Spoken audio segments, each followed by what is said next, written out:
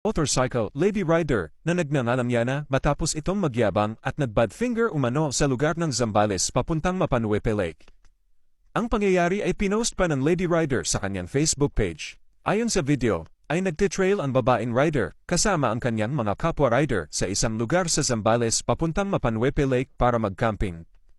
Makikita sa mga post nito na kasama niya sa ride ay ang controversial motivational speaker na si Rendon Labador at ibang pang mga motovloggers.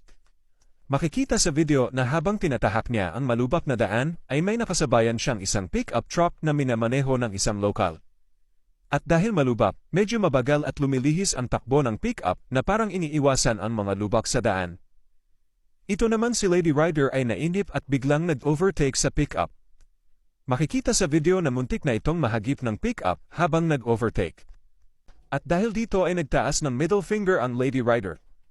Sa dulo ay tumigil ang pick-up driver at mahinahon na kinompronta ang Lady Rider dahil sa pamamakyo nito.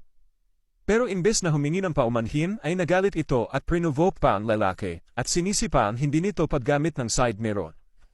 Sinabi pa ng rider na sasapakin niya umano ito at nilait ang sasakyan.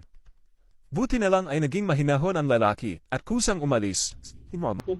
Bakit nga ba? Bakit nga ba? Bakit nga ba? Bakit nga ba? Alam mo kung lubok-lubok yung daan. You tell me! Bakit nga ba? Don't tell me. No, you tell me! You tell me! Huwag kang mamamakyo. Bakit nga ba? You tell me! Ginagit-git nyo kasi May side mirror pa ako wala! Hindi ka gumagamit side mirror mo? Ganun na. Ikaw ang wag ganon! You use your side mirror!